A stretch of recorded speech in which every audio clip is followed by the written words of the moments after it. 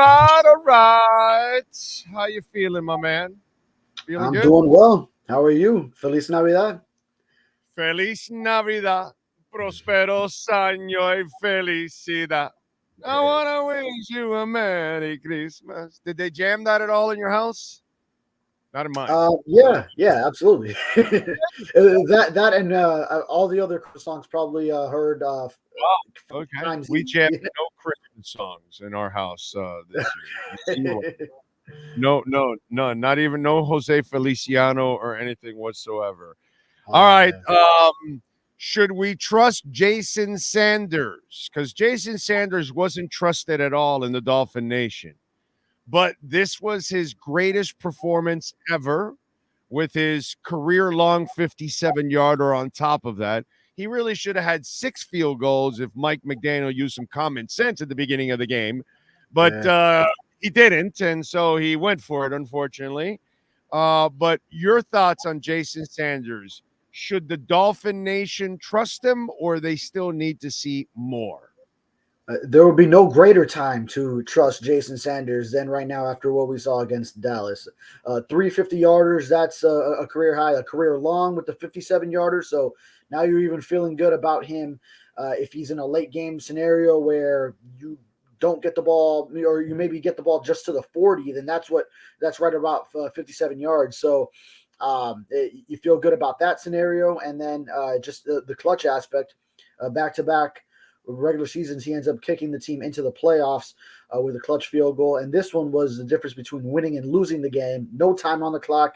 You're down. So if you blow it somehow, then it's a catastrophic loss. And he just very calmly puts it through the goalpost. So loving what I'm seeing from Jason Sanders right now. So Waddle done till the playoffs, right? And you don't even know if he's going to be available for that even first playoff game, right? Yeah, well, we just know it's high ankle. We don't know if it's a high ankle sprain, which would be bad. Mike McDaniel, I'm trying to read between some of the things he said yesterday in a Zoom call with us. So very kind to join us on Christmas Day in the evening. And so he said those could be very tricky. So that leads me to, okay, well, but that they also need to get more information, and that he doesn't expect Waddle to be out very long with it. What is very long, because every game is important. He needs to play this Sunday. He's not this Sunday is already too long. There's no way he's playing this Sunday. No way. There's no way. It doesn't make sense because you're going to the playoffs, right? Okay, so why would you risk further injury with him at this point? It makes no sense. Try to get him healthy for the playoffs.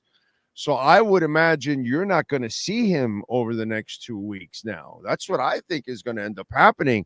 So does Cedric Wilson take a bigger role here? Because he's kind of the guy that's being used a lot.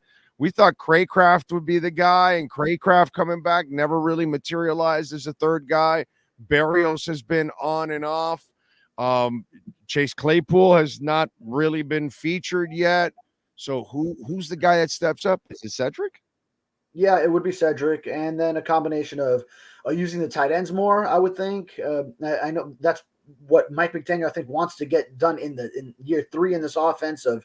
That would be maybe the next step of evolution, is to also get the tight ends involved in the passing game, not just blocking. No tight end actually has a touchdown yet this season, and we are going into week 17, so which is just an eye-popping stat. But that's why they went for Waller 2 years ago. They wanted Laporta in the draft. Yeah. Okay, so 2 years in a row they have wanted the dynamic tight end, and they couldn't. Although Waller had a big drop yesterday, by the way. But anyway, and then obviously Laporta has been a star for Detroit. He has been a monster. That's going to be a priority this offseason. That's a missing element from this offense for Tua and for McDaniel. They've wanted it badly. They've gone 2 years in a row after one. I would expect that they're going to do whatever it takes to land that dynamic tight end to this offense. Yeah. So if they are without Waddle, then I wouldn't be surprised if you get Durham Smythe's first touchdown of the season, Julian Hill maybe if they can get him in some red zone situations, and then the running backs involved more in the passing game too. Raheem Mostert has been a guy who can catch the ball out of the backfield, really adding that into his game, and then Devon Achane, obviously you can get him involved that way too. Hey, even you got a lot of snaps from Jeff Wilson, although. They'll use him more in like the ground and pound situations. You saw at the end of the game needing that first down. I mean, he got a big 8 yards on 1st and 10, then 3rd and 2. He picks that one up. He's all hyped as the Dolphins were then able to run out the clock. So Jason Sanders' field goal was with no time remaining. Yeah, no, that's going to be interesting to see how they use that second wide receiver and how creative they get with that second wide receiver. And then the question is, Tyreek isn't healthy either. So your number one wide receiver is probably playing somewhere in the 80-85% range. Yeah. So that's a big concern. I mean, he was able to make it through this game, had his 9 catches, 99 yards, looked explosive oftentimes, but even when he made that first catch and then the slide, then he was a little gimpy. He came off to the sideline saying he was good, but still, able to muscle through the game, but he's not going to be 100% the rest of the way. It's just he's got that ankle. It's going to be something. He's got to play a game every week now. So, and especially if Waddle can't go, then you really need Tyreek Hill to play. But also just with Waddle then not playing, I mean, there's so much at stake in these games. Yeah, you're in the playoffs, but if you win both, you're able to get the number 1 seed, meaning you can get a bye and then have some rest that way at the beginning of the postseason. Or clinching the number 2 seed means that you get a number 7 team in the wild card round, and then you're at home again. The Dolphins haven't hosted a divisional round game since the 92 playoffs. So that would be huge. You only have to win 1 road game en route to the Super Bowl if you get that scenario. So, I mean, there's a lot at stake. If you lose both, then and the Bills end up taking the division, you're down to number 6 and probably facing a trip to Arrowhead. So there is a lot at stake in these games, even if you are in the playoffs already. Are you expecting Austin Jackson to play this week since he was active, but they still started Kendall? That seems like the natural progression. It seems like he was, and I asked Mike McDaniel yesterday, the whole situation was that he just couldn't start and play a whole 60 minutes of football. So he was available in case of an emergency. Maybe could have, if someone went down in the 3rd quarter, could have gotten you to the finish line, but not able to play a whole game with that oblique and the limited mobility and pain tolerance that it would have required. So I expect now after he got to that point in 1 week, then with another week, I would think he'd be good to go. Yeah, and kudos to him, by the way, Kendall Lamb. He is making money every game because he's been clutch for you at left tackle, and right's not his game, and yet he did a serviceable job again at right tackle. So Kendall Lamb is proving to be one of your underrated MVPs on this freaking team, dude. I mean, it is amazing to see how much they've gotten by with some of these backup linemen, and they've been able to, do their thing, overall. Speaking of that, how about Hunt? What do you think happens? Any chance for this week?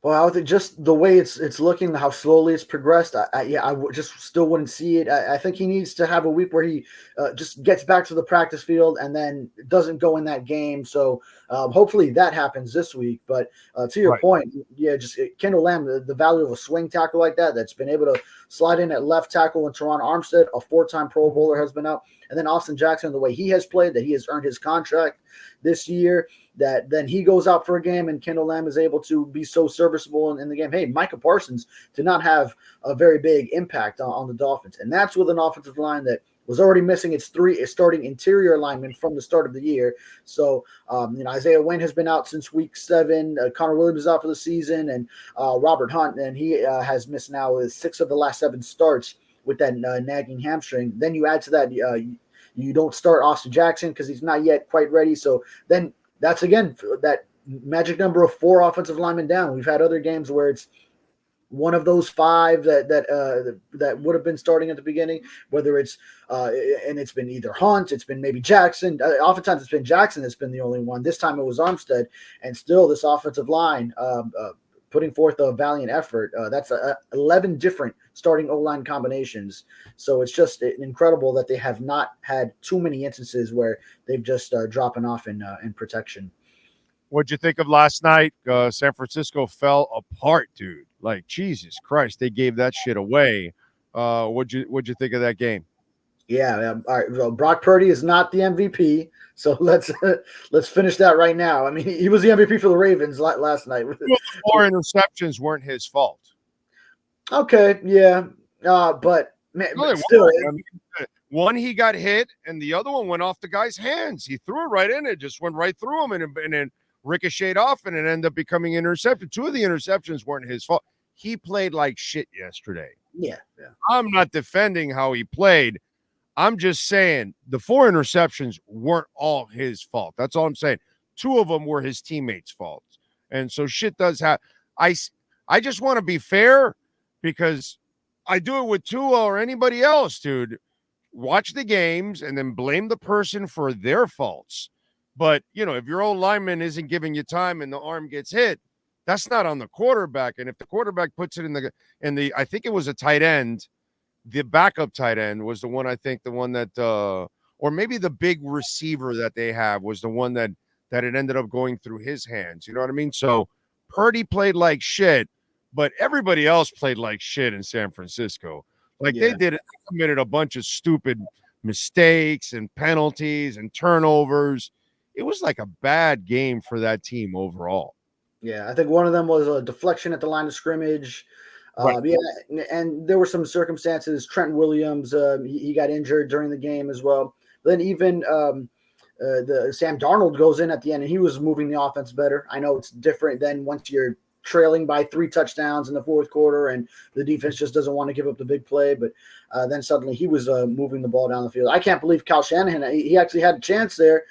Granted, he would have needed an onside kick, but that 3rd and goal off the 2-minute warning had Darnold dropping back and running backwards to then get sacked instead of just giving it to Christian McCaffrey. You could have called 2, even if he gets stuffed, you could have called 2 plays at the 2-minute warning, so you know immediately what you go to, so you don't burn too much time, and then you still need an onside kick anyway. So worst case scenario is you're at like 120 or something, getting the ball right back if everything happens that you need. But the Ravens looked like a monster after that.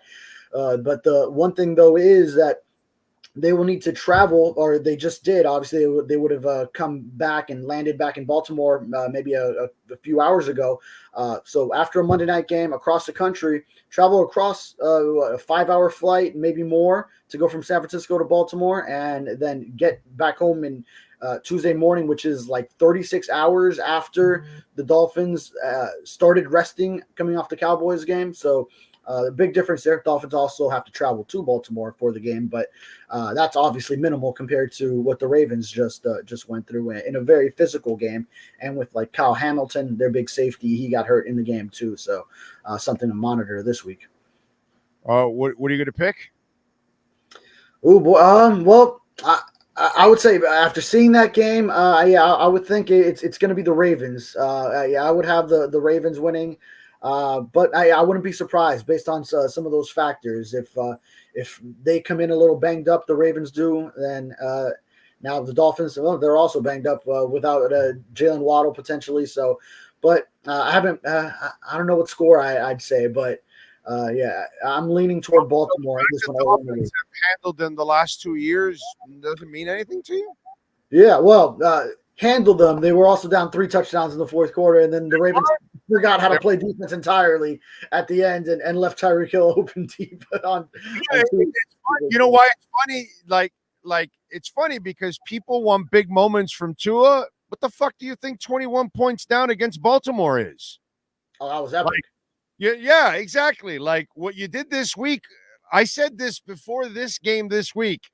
This week against Dallas and next week against Baltimore is not more impressive than 21 points down against Baltimore. It's not more impressive than 2 years ago where he didn't practice all week. he went golfing, and then all of a sudden in the game they go, "Oh, Jabroni's hurt. We need you now." And he goes and he beats them. I mean, that's impressive. He beat him with Flores. Right. In the Flores system with George Gotti, offensive coordinator. Yeah. No coach, no offense, no offensive line, no running game, and he beat Baltimore. And he did that little dance in the end zone too. Yeah. So why is everybody folding the tent now? I mean, we just saw this Ravens team look awfully impressive against the team everyone was calling the Super Bowl favorites and in their house. So now I don't not coming off that. Do you expect you to throw 4 interceptions? Oh no. Yeah, that was a big factor. Yeah, he was not going to pull a Brock Purdy in this game. Okay. And, yeah. Well, unless 2 of the interceptions aren't his fault, then. Okay, that's fine. But I don't know. I just kind of expect something different from the Dolphins compared to the Ravens. I kind of look at, I don't know. I'm watching the last 2 years with Tua, and I think this team is better than the one that beat the Ravens last year. Oh yeah. Well, this Ravens team is also better than the one that lost that game too. Well, they had Mark Andrews. They don't have him now. Yeah, they don't. But even without him, they just lost their running back 2 weeks ago. The 5th round kid that was lighting it up in front of Gus Edwards. I don't know, bro. I'm just saying. Yeah. Well, I mean, I was saying you are right. They are better at receiver because they added Flowers and OBJ. Yeah. So they are better at receiver. They're not better at tight end because absolutely not. Mark Andrews is a monster. You know what I mean? Yeah. He's like the 3rd or 4th best tight end in the end. What is he? Right behind Kittles and Kelsey, right? This Mark Andrews is probably 3rd. Right. It's probably him, and then maybe someone would throw in Hawkinson. Darren Waller. He's past Darren Waller. Right. Yeah. Right. Yeah, put him with Darren Waller. And then now, I mean, Sam Laporta skyrocketing up that. He could get into that conversation very quickly. Boy, the Dolphins were on target on that one, dude. He didn't fall to them, but that's the guy they wanted. Hey, you know who else? David Njoku has been huge. It's taken him like 6 years. Yeah, it's taken him like 6 years to finally, but he's finally to the sick ass potential he has because oh my God, I don't think there's a more physically talented tight end than David Njoku. That guy is a freak, bro. Yeah, I mean, Joe Flacco has unlocked him. Yeah, I mean, Njoku should have been a monster from the get-go with the talent that guy has, dude. He is so gifted. All right, so what are you expecting this week from McDaniel and company? If you had to guess, what kind of a game plan are we seeing? All right, so I have to look into the Ravens more as far as all their different rankings and then where they are now. I mean, we did just watch them really dominate San Francisco, but I would think, I mean, you have Tyreek Hill highly involved in this game plan, especially if Waddle is out, then he's going to get a lot of targets. And then go to that run game. You have to make sure. I mean, Christian McCaffrey was able to do his thing a lot of the time just last night. So keep going to that. Don't shy away from it, and especially if you don't have Waddle. And then get those tight ends involved as well. I want to see that sort of because they haven't shown it too much. They've shown it a little bit more. Durham Smythe has had his last 2 games an uptick in production. So if you get the tight end involved more, then that's something that you haven't really put out there too much. Then an uptick there, and then you need one of the receivers. If it's Cedric Wilson, Robbie Chosen now he's in the concussion protocol, so that would be tough on his end. But just someone, if it's Braxton Berrios, if it's River Craycraft had a touchdown in that Baltimore game last year, then someone from that group to step up. All right, wrap it up with this: the 8th and final IR spot is that been done, or is there one more IR spot to come back from? Is it Wynn? Is it Hunt? What is it? I'm a little confused. Well, Hunt is not on IR right now, so he's just on the active roster. Same as Javon Holland, even though he has missed the last 4 games. So they have the one spot, and then so Jerome Baker would be available after this game. That he would meet the 4 weeks, and then Isaiah Wynn. Yeah, whenever they want. But I asked McDaniel last week, and he said Wynn coming back was not yet even on his radar. So at this point, that seems unlikely. It seems like it would be Baker, unless he ends up having a setback. But he's been working. We see him sometimes after practice. We're walking into the locker room and or coming back from locker room availability, and he's doing some work to try to get back from the MCL injury. So that makes sense. That is Baker. That's the one. Yeah, that's the one. So the win one doesn't sound promising at all. No, it's not on the radar yet. Then it doesn't seem like it. Follow him on Twitter at David Furones _, and catch his work there at the South Florida Sun Sentinel. Better yet, subscribe. David, as always, thank you, my brother. Appreciate you immensely. Thank you, Big O. You got it. Welt Rheaume, they are the law office you want to hire. Bankruptcy, homeowner property damage, condo damage, criminal defense, business owner claims, commercial litigation, personal injury.